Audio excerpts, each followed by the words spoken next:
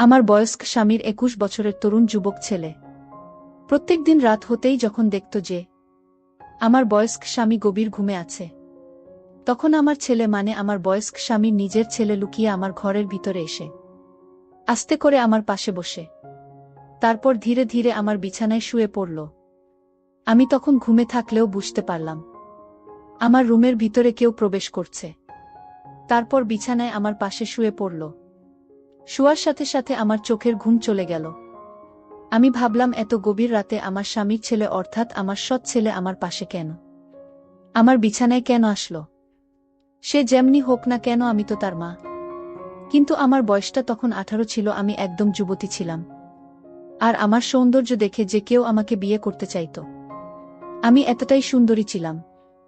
যাই হোক, আমার সৎ ছেলে যখন আমার রুমে চুপি চুপি আসলো, আমি তখন ভয় পেয়ে গেলাম। আসলে সেই ছেলেটি আমার কাছে কি চায়? সেদিন আমার বয়স্ক স্বামী বাড়িতে ছিল না। তার ছেলেকে বলে গিয়েছিল আমার দিকে খেয়াল রাখতে। তারপর হঠাৎ আমার বিছানায় যখন আমার পাশে শুয়ে পড়ল, আমিও ঘুমের নাটক করা শুরু করলাম। আমিও জানতে চাই তার উদ্দেশ্যটা কি। তারপর যখন সে আমার শাড়ির আঁচলটা আস্তে করে সরিয়ে দিল, তারপর আমার সাথে যা ঘটেছিল তা শুনলে তোমাদের মাথা ঠিক থাকবে না। বন্ধুরা, মূল ঘটনাটি শুরু করার আগে তোমাদের কাছে ছোট্ট একটা রিকোয়েস্ট, তোমরা যারা এখনো এই ভিডিওতে একটি লাইক দাওনি তারা এই ভিডিওতে লাইক দিয়ে দাও। আর অবশ্যই চ্যানেলটি সাবস্ক্রাইব করে পাশে থাকবা। এবার আসল ঘটনাটি শুরু করা যাক। আমি একজন 18 বছরের খুব তরুণী ও সুন্দরী গরিব পরিবারের মেয়ে। আমার বাবা টাকা পাওয়ার লোভে আমার বিয়ে একজন নিজের সমবয়সী বয়স্ক লোকের সঙ্গে দিয়েছিল। এবং আমার ওই বয়স্ক স্বামী প্রত্যেক দিন রাত হতেই আমার উপরে অনেক জুলুম করত। বিয়ের পরে আমি যখন শ্বশুরবাড়িতে আসি, তখন আগে থেকেই তো আমার স্বামীর 23 বছরের এক যুবক ছেলে ছিল। তা সত্ত্বেও জানি না কেন ওই বয়সে ওই বয়স্ক স্বামী কেন আমায় বিয়ে করেছিল। ওই বুড়ো তো তার যুবক ছেলের বিয়ে দেওয়ার পরিবর্তে নিজেই আমার মতো একজন তরুণী মেয়েকে বিয়ে করে বাড়িতে নিয়ে এসেছিল। যদিও বা আমার ওই বুড়োকে বিয়ে করার কোনো ইচ্ছে ছিল না, কিন্তু আমার লোভী ও স্বার্থপর বাবার কারণে বাধ্য হয়ে আমাকে ওই বুড়োর সঙ্গে বিয়ে করতে হয়েছিল। তারপর বিয়ে করে যখন শ্বশুরবাড়িতে এলাম, তখন আমার বয়স তরুণ ছেলেকে প্রথমে দেখা মাত্রই তো আমি তার দিকে তাকিয়ে থেকে গেছিলাম, কারণ সে ভীষণ সুন্দর ছিল। দেখতে সে অনেক সুন্দর ছিল। আমার বুড়ো স্বামীর যুবক ছেলেকে প্রথম দেখাতেই তো সে আমার দৃষ্টি কেড়েছিল।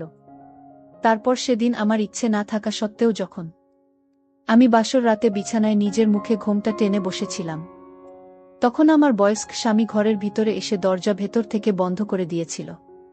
এবং উনাকে দেখেই তো আমার ভীষণ ভয় লাগছিল। তাই উনাকে ভালোবাসা তো অনেক দূরের কথা। আমি গরিব ঘরের মেয়ে হলেও আমার নিজের একটা পছন্দ আছে।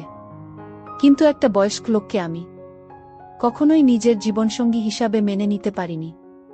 যেভাবে উনি আমার সঙ্গে কথাবার্তা বলেছিলেন, উনার কথা বলার ভঙ্গি দেখেই বোঝা যাচ্ছিল যে উনি অন্য কিছু খেয়ে এসেছিল। তারপর আমার ইচ্ছে না থাকা সত্ত্বেও আমার বয়স্ক স্বামী আমার সাথে এই কথাটা বুঝতে আমার কিন্তু 4 দিন ও সময় লাগেনি। ওদিকে আমার স্বামী তার নিজের ছেলের সঙ্গে ভীষণ খারাপ ব্যবহার করত। এবং আমি সেগুলো দেখতে পেতাম। সে তার ছেলের সঙ্গে যেভাবে ব্যবহার করত, তাতে বোঝাই যেত না যে ওই বুড়ো ওই যুবক ছেলের নিজের বাবা, এবং সম্পর্ক হিসেবে তো ওই যুবক ছেলে আমার ছেলে ছিল এবং আমি তার নিজের মা না হলেও সম্পর্কে আমি তার মা ছিলাম। এবং আমার বয়স্ক স্বামীর তরুণ ছেলের নাম ছিল আকিব। আমি যেহেতু আকিবের চাইতেও বয়সে ছোট ছিলাম, তাই আমি আকিবের সঙ্গেও আপনি করে কথা বলতাম। কখনো বা তুমিও বলতাম। আমার বিয়ে হতে সবাই 4 দিন হয়েছিল, কিন্তু এই 4 দিন আমার স্বামীর তরুণ ছেলে আমার সঙ্গে কথাও বলেনি। জানি না কেন সে আমাকে দেখামাত্রই মাথা নিচু করে নিজের ঘরের ভিতরে ঢুকে পড়ত। তাকে দেখে তো আমার ভীষণ ইচ্ছে করত তার সঙ্গে কথা বলতে, কারণ সে এতটাই সুন্দর ছিল দেখতে যে তার সৌন্দর্য বারবার তাকিয়ে থাকতে মন চাইত। সেদিন রাতে আমার বুড়ো স্বামী যখন মাতাল হয়ে বাড়ি ফিরে আসে, তখন ঘরের ভিতরে অনেক রেগেও চিৎকার করে তার ছেলেকে ডেকেছিল। তারপর আকিব যখন তার বাবার ডাক পেয়ে তাড়াতাড়ি নিজের ঘর থেকে বেরিয়ে তার বাবার ঘরের ভিতরে ঢুকে পড়ে। তারপর ভেতর থেকে তারা দরজাটাকে বন্ধ করে দেয়।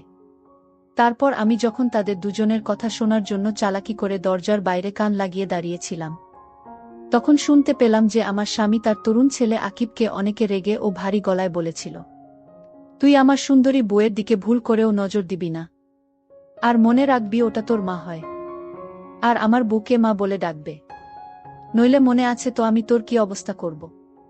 জানি না আমার স্বামী আকিবকে বারবার কিসের হুমকি দিচ্ছিল।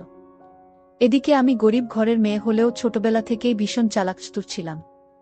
বিয়ের আগে এটা শুনেছিলাম যে আমার বুড়ো স্বামীর প্রথম স্ত্রী মানে আকিবের মা নাকি একটা অনেক বড় অসুখে মারা গেছিল, এবং বিয়ের পরে এটাও শুনেছিলাম যে আমার বয়স্ক স্বামী নাকি ঠিকঠাকভাবে তার প্রথম স্ত্রীর চিকিৎসাও করায়নি, এবং আমার বুড়ো স্বামীর প্রথম স্ত্রীর মারা যেতে মাত্র 2 বছর হয়েছিল।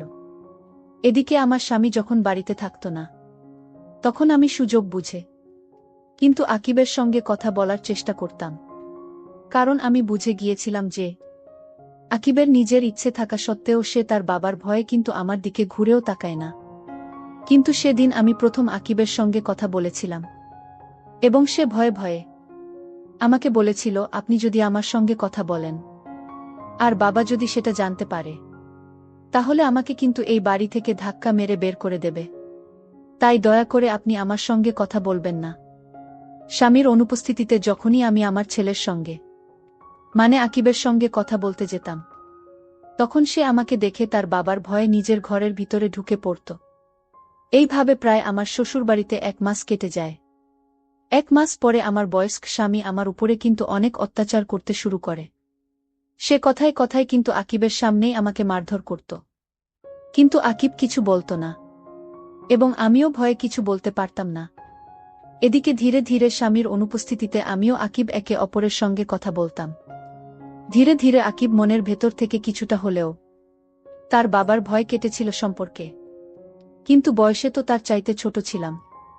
তা সত্ত্বেও আকিব কিন্তু আমার সঙ্গে আপনি করে কথা বলতো, এবং আমি কিন্তু ধীরে ধীরে আকিবের সঙ্গে তুমি করেই কথা বলতাম।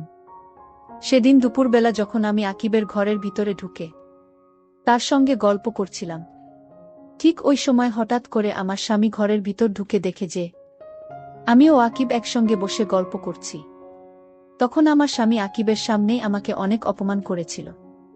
শুধু তাই নয়, আকিবের সামনে কিন্তু আমাকে মেরেছিল। ও আমাকে হুমকি দিয়ে বলেছিল, তোর লজ্জা করে না? তুই আমার যুবক ছেলের মা, আর তুমি কিনা আমার ছেলের সঙ্গে বসে গল্প করছো। এরপরে যদি আমি এরকম কখনো দেখি, তাহলে তোকে ও ঘাড় ধাক্কা দিয়ে এই বাড়ি থেকে বের করে দেব। তারপর আমার বয়স্ক স্বামী আমাকে মারধর করার পরে আমাকেও আকিবকে হুমকি দিয়ে নিজেই বাড়ি থেকে বেরিয়ে চলে যায়, এবং বাড়ি থেকে যাওয়ার আগে আকিবকে বলেছিল যে বেশি বাড়াবাড়ি করলে কিন্তু তোকেও বাড়ি থেকে ঘাড় ধাক্কা দিয়ে বের করে দেব। ওই সময় আকিব তার বাবাকে এটা বোঝানোর চেষ্টা করেছিল যে তার বাবা শুধুই আমার সঙ্গে আকিবকে সন্দেহ করছে। আমার স্বামী তখন আকিবকে আঙুল দেখিয়ে হুমকি দিয়ে বলেছিল, আমার সামনে বেশি কথা বলার একদম দরকার নেই, তাই আমি তোদের দুজনকে যেটা বলছি সেটাই করবি, নইলে আমার থেকে খারাপ আর কেউ হবে না। তারপর আমার স্বামী অনেক রাগ করে বাড়ি থেকে বেরিয়ে চলে গেছিল। তারপর ওই সময় আমার স্বামী যখন বাড়িতে ছিল না, ভয়ে অনেক জোরে জোরে কাঁদছিলাম, আর নিজের ভাগ্যের উপরে অনেক আফসোস করছিলাম, এটা ভেবে যে উপরওয়ালা আমার সঙ্গে কেন এরকম করছেন। আকিব তখন অনেক ভালোবেসে আমার চোখের জল মুছে দিয়েছিল। আমি তো প্রথম দিনই আকিবকে মনে মনে পছন্দ করে ফেলেছিলাম, কিন্তু সম্পর্কে সে যেহেতু আমার ছেলে ছিল, তাই আমি আকিবকে নিয়ে উল্টোপাল্টা কিছু ভাবার আগেই কিন্তু নিজেকে আটকে নিতাম, এবং নিজের মনকে এটা বলে বোঝাতাম যে তার ব্যাপারে ভেবে কোনো লাভ হবে না, কারণ সে তো সম্পর্কে আমার ছেলে হয়, আর এমনিতেও একতরফা ভালোবাসার কোনো দাম থাকে না। আমি তাকে মনে মনে পছন্দ করে কি করব? কারণ আকিব যদি আমাকে পছন্দ না করে, এবং সে যদি আমাকে নিজের মায়ের স্থান দিয়ে থাকে, তাহলে তো আমার তাকে মনে মনে ভালোবাসাটাই বৃথা হবে। ওদিকে আমার স্বামী প্রত্যেক দিন আমার একটু কিছু ভুল ত্রুটি হলেই আমাকে অনেক অপমান করত। ও আমার উপরে অনেক অত্যাচার করত। ধীরে ধীরে এই জিনিসগুলো যখন বাড়তে থাকে, তখন আকিব কিন্তু তার বাবাকে বাধা দিতে শুরু করে, এমনকি প্রত্যেক দিন কোনো না কোনো বাহানা কিন্তু আমার স্বামী আমাকে মারধর করত। সেদিন প্রথম যখন আমার স্বামী আমার মারধর করছিল, তখন আমার হাঁটুতে অনেক ব্যথা হয়েছিল। তাই আকিব বলল, মা আমি তোমার পায়ে মালিশ করে দেয়, কারণ তুমি পায়ে অনেক ব্যথা পেয়েছ।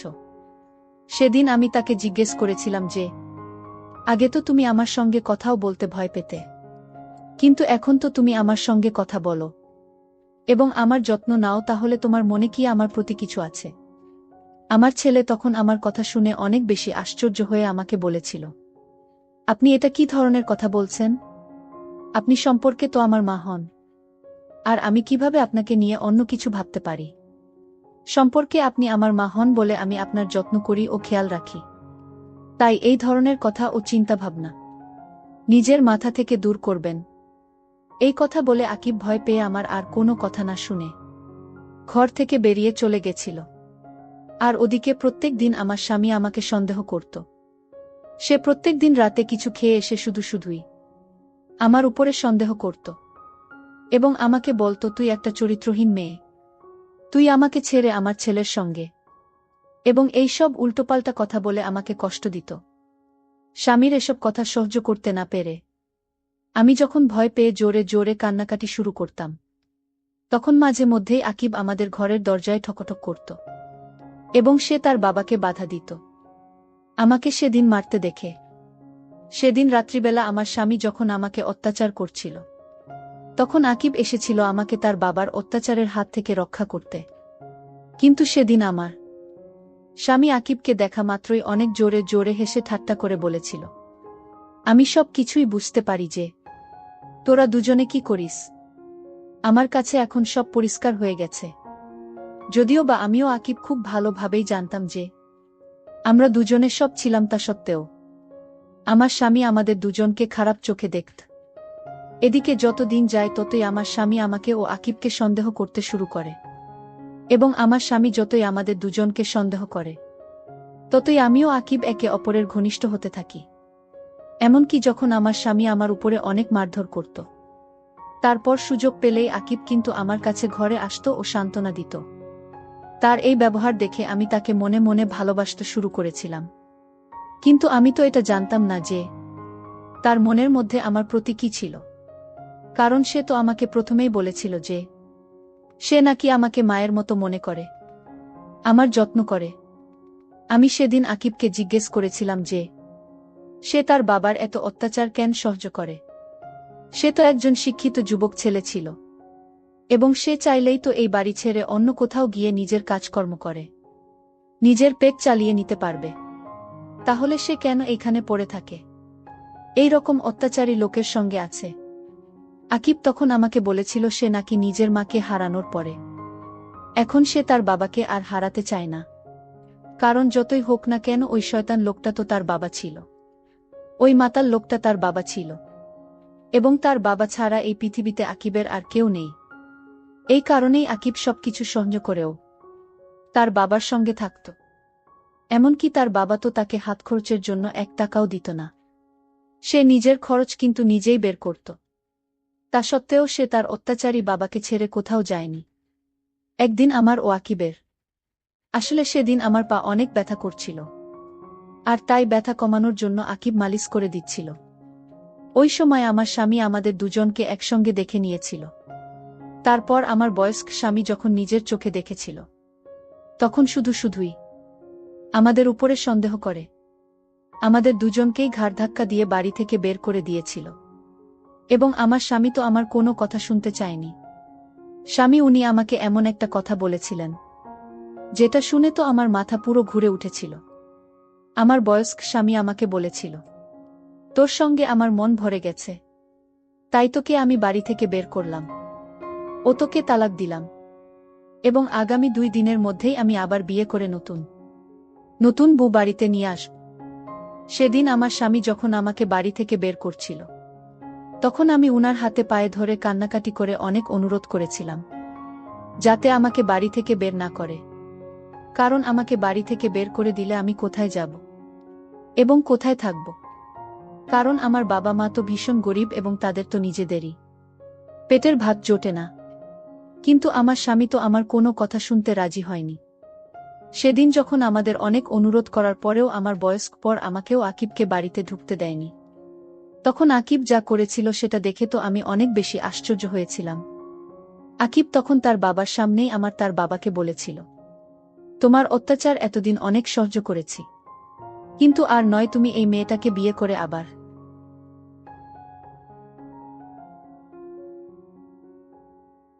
আর একটা মেয়েকে বিয়ে করতে চলেছ। কিন্তু আমি আর এই সব সহ্য করতে পারব না। তাই তুমি কি আমাকে বাড়ি থেকে বের করবে? আমি নিজে থেকেই এই বাড়ি থেকে বেরিয়ে যাচ্ছি। আর আজ থেকে মনে করব যে আমি অনাথ। এই বলে আকিব আমাকে একটা ভাড়ার ঘরে নিয়ে গিয়েছিল।